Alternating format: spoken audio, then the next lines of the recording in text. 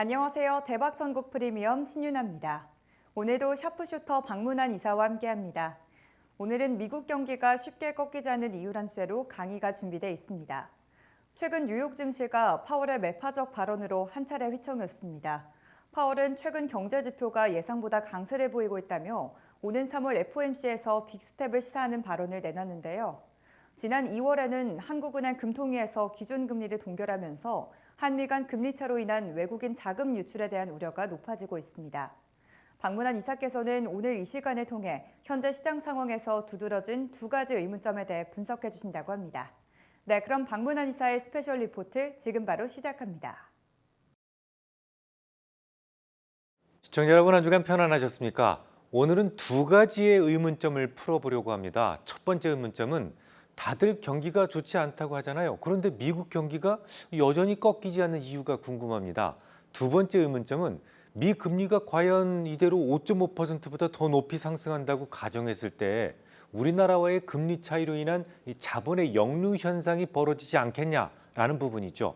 하나씩 풀어보도록 하겠습니다. 우선 유명 하우스들의 시장 전망은 여전히 차갑습니다. JP모건은 최근 보고서에서도 비관론을 유지했는데요. 이 채권 시장은 더 매파적인 시나리오를 점점 더 가격에 반영해 왔으나 주식시장은 덜 그래 왔으며 상대적으로 주식시장의 밸류에이션이 역사적 범위의 상단에 있다. 현재 실질금리 수준에서 S&P 500 지수의 멀티플은 2.5배 이상 고평가된 상태다라고 주장했습니다. 이 JP모건은 주식시장의 현재와 같은 높은 금리가 부담이 되는 요인으로 네 가지를 꼽았는데요. 첫째가 수요 파괴입니다. 이 더 높은 금리가 주택이라든지 자동차, 재량 서비스 등에 대한 신용 관련 기업의 수요 감소를 촉발할 것이다라는 건데요. 좀 쉽게 말씀드리면 금리가 오르면 자동차 등이 신용으로 구매할 부채 부담이 늘어나잖아요. 그래서 관련된 구매가 줄어들 수밖에 없다라는 점을 꼬집은 겁니다. 둘째는 기업의 수익 악화입니다. 더 높은 금리가 소비자들의 소비를 둔화시키게 되면 결국은 기업들의 가격 결정력을 약화시킬 수밖에 없다라는 점을 강조했습니다. 세 번째는 기업 자체의 레버리지 비용이 커진다라는 점이죠. 이 기업들의 부채 이자 비용이 상승하고 수익을 감소시키고 결국 투자를 제한시키게 된다는 거죠. 마지막 네 번째는 금리가 높아지고 소비자들의 신용 전망이 악화되면 기업들은 신용 손실까지도 직면하게 될 수 있다라는 점을 지적했습니다. 조금 많이 나간 것 같지만 아무튼 자동차라든지 주택 관련 대출을 내준 은행들까지 손실이 커질 수 있다. 이런 점을 좀 부각을 시켰습니다.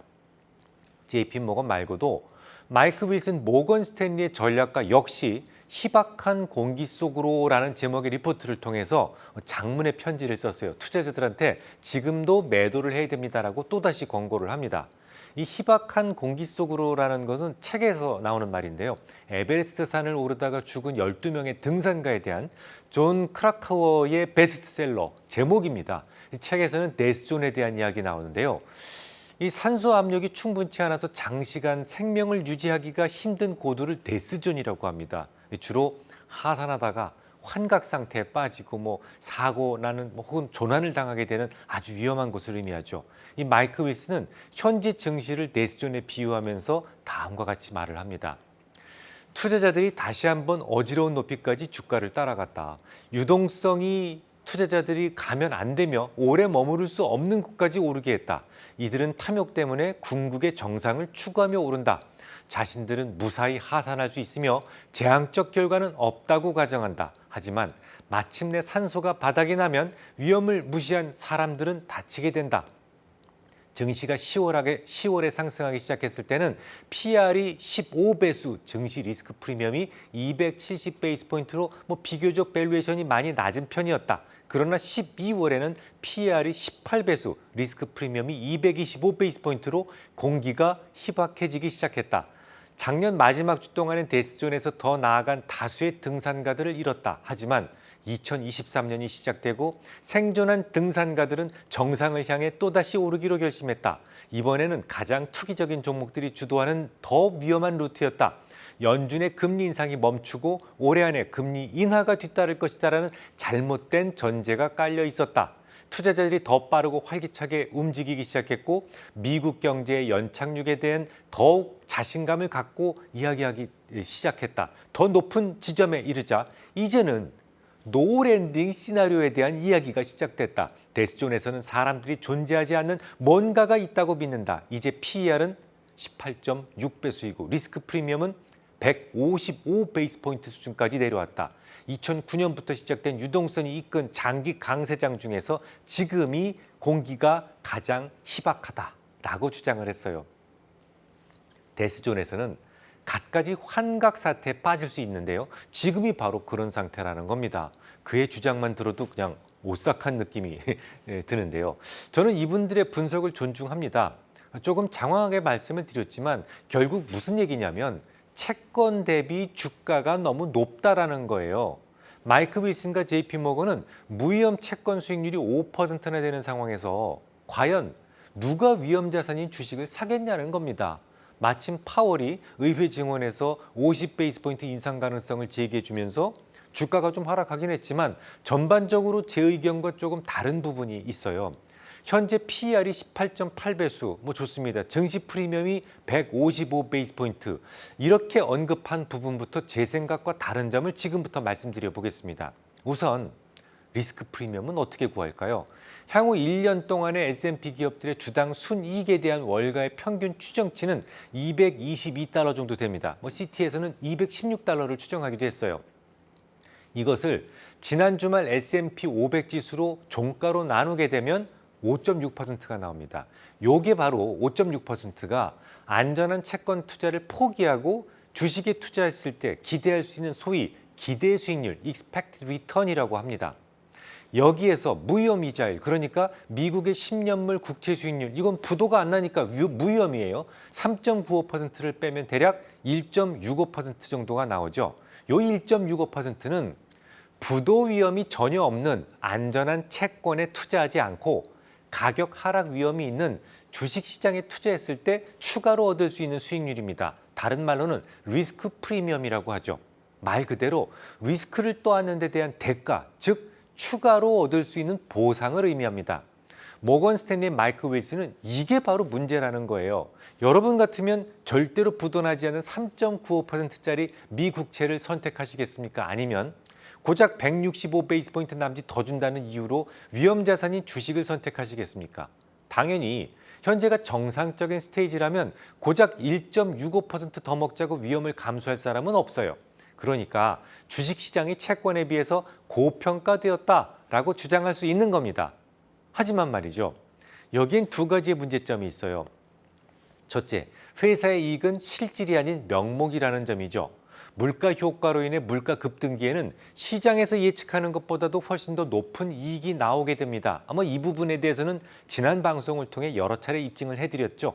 작년에 내내 주가가 빠지지 않았습니까? 하지만 딱 실적 발표할 때 4월, 7월, 10월 이럴 때 실적 시즌에는 주가가 반등을 시동했었다라는 점도 제가 증거 자료로 첨부해 드렸었습니다.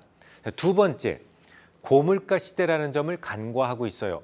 현재 미국의 소비자 물가 지수는 6.4%입니다. 반면에 10년물 수익률, 국채 수익률은 3.95%에 불과합니다.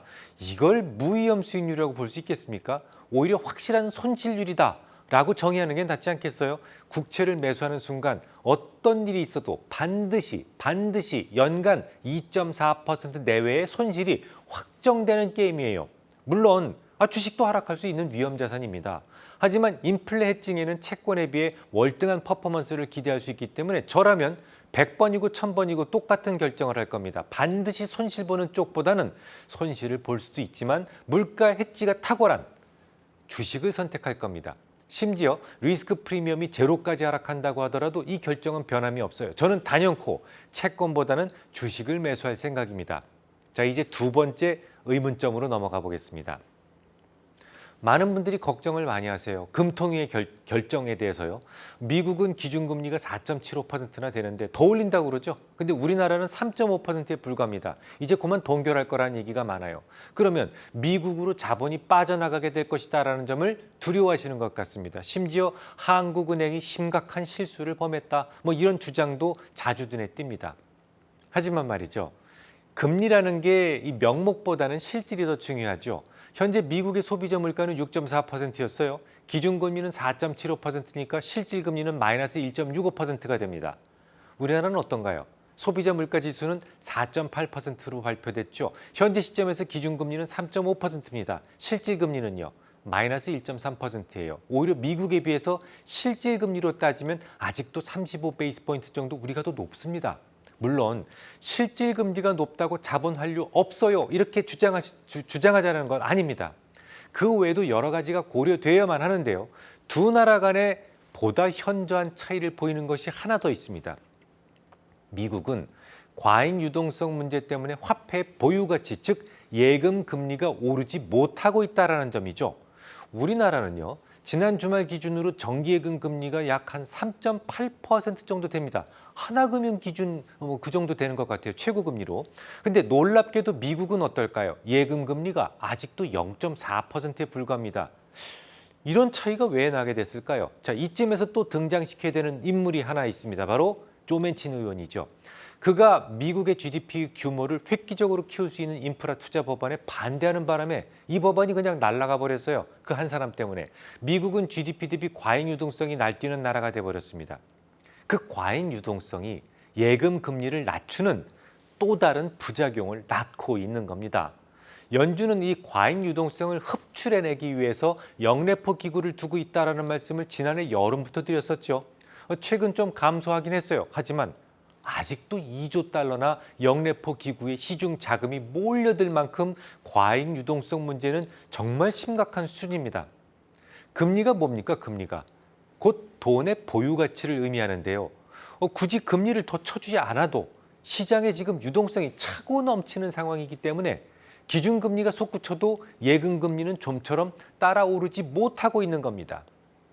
자, 그러면 사건을 다시 재구성해 보죠. 아시다시피 미국은 그동안 돈을 너무 많이 찍어냈어요. 과잉 유동성이죠. 그래서 물가가 치솟고 있습니다. 만약 이 상태에서 경기마저 후퇴하면 무슨 문제가 생길까요? 매우 위험한 스태그플레이션에 빠질 수가 있어요. 자, 인플레이션과 스태그플레이션은 성격이 완전히 다른 겁니다. 단순한 물가 상승은 금리 조절을 통해서 얼마든지 잡을 수가 있어요.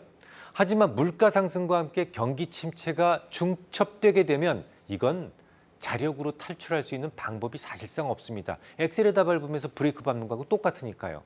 제 생각입니다만 미국 정부는 물가가 계속 오르더라도 미 경제를 침체에 빠뜨려서는 안 되겠다라는 생각을 하고 있는 것 같습니다. 그 침체에 빠뜨리지 않는 방법이 뭐가 있을까요? 소비를 현 수준에서 유지하는 거겠죠. 소비만 줄지 않는다면 미국은 GDP에서 70% 이상이 소비에 의존하고 있으니까 소비만 줄지 않는다면 기업들의 이익도 유지될 수가 있습니다. GDP가 쪼그라들지 않을 수 있기 때문이죠. 소비가 줄지 않게 하려면 어떻게 될까요? 소비자들에게 또다시 공짜 돈을 덤썽덤썽 안겨주면 됩니다. 어떤 방법이든 상관없어요. 소비자들에게 돈만 전달될 수 있다면 미국은 위험천만한 스태그플레이션에 빠지지 않고 인플레이션을 통제할 수 있거든요. 에이, 바이러스 시대가 끝났기 때문에 공짜 돈을 국민들에게 어떻게 뿌리느냐고요? 강력한 증거를 제시하죠.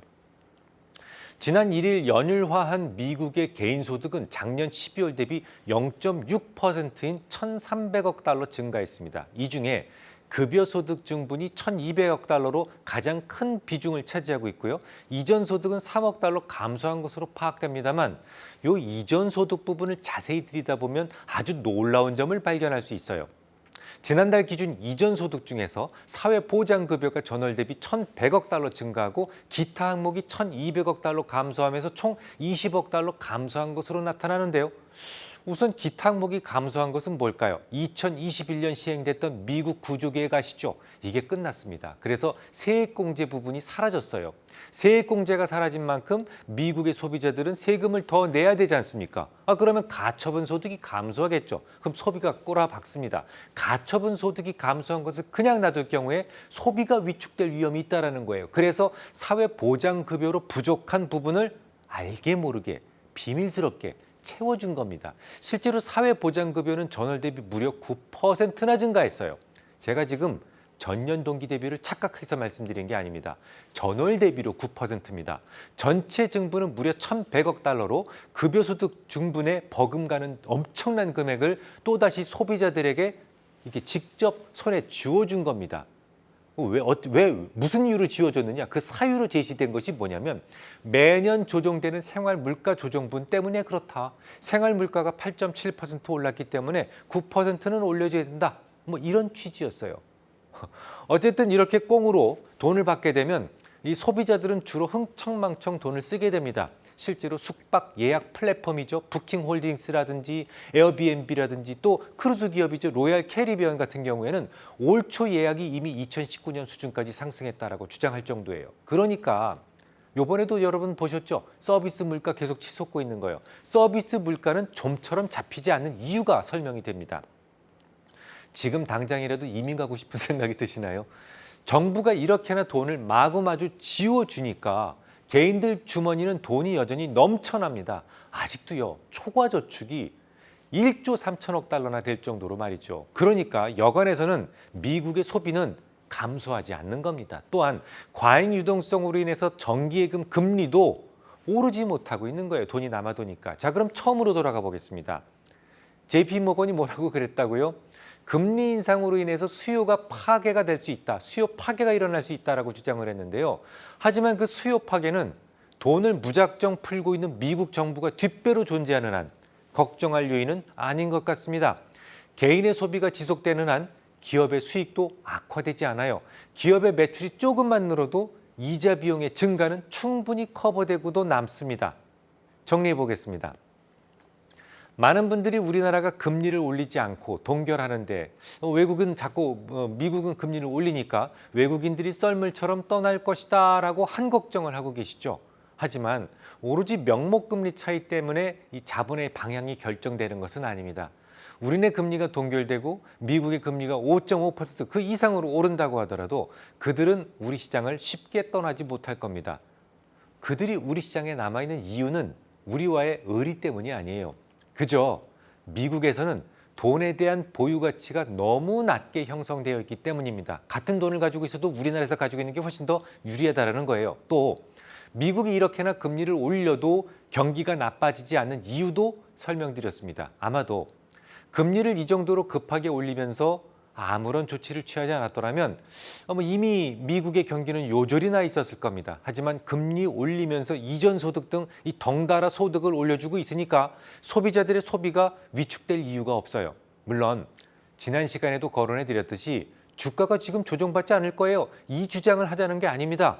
주가는 결국 유동성의 함수인데요. 미국에서 M2 증가율이 감소하고 있기 때문에 주가가 빠르게 상승하기는 어려운 구조예요. 다만 많은 전문가들이 두려워하는 것처럼 시장이 매우 위험한 지경에 빠졌다. 이렇게 생각하지는 않습니다. 비록 파월이 터미널 금리 수준 상단을 조정해야 된다고 주장하는 바람에 주가가 조정을 받긴 했습니다만 저는 깊은 조정보다는 당분간 박스권의 흐름을 전망하고 있습니다. 네, 오늘 준비된 내용은 여기까지입니다. 오늘은 미국 경기가 쉽게 꺾이지 않는 이유란 주제로 강의를 해주셨는데요. 미국 경기가 꺾이지 않는 이유, 그리고 금리 차로 인해 자본의 역류 현상이 발생할 가능성, 이렇게 두 가지 의문을 해소해 주셨습니다. 먼저 첫째로 계속된 금리 인상 속에서 미국 경기가 침체되지 않을 수 있는 이유로는 금리 인상과 함께 이전 소득을 올려주는 등 조치를 취하고 있었기 때문이라고 말해 주셨는데요. 미국 정부가 사회보장급여를 통해 엄청난 금액을 소비자에게 쥐어줌으로써 소비를 줄지 않게 만들었고 이로 인해 기업 수익도 악화하지 않아 경기 침체를 막을 수 있었다고 이야기해 주셨습니다. 두 번째로 국내 증시에서의 외국인 이탈 현상에 대한 의문도 해결해 주셨는데요. 명목 금리 차이만으로 자본의 방향이 결정되는 것이 아니고 미국에서는 현재 돈에 대한 보유 가치가 낮기 때문에 외국인들이 우리 시장에 남을 수밖에 없다고 정리해 주셨습니다.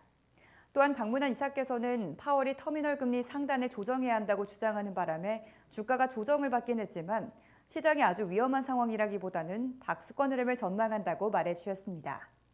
보다 많은 정보가 궁금하신 분들은 포털 사이트에 샤프슈터 박문환 또는 박문환 주식이라고 검색하시면 찾아보실 수가 있습니다. 오늘 강의가 여러분의 투자에 참고가 되었길 바라면서 저희는 다음 시간에 더 유익한 내용으로 찾아뵙겠습니다. 시청해주신 여러분 고맙습니다.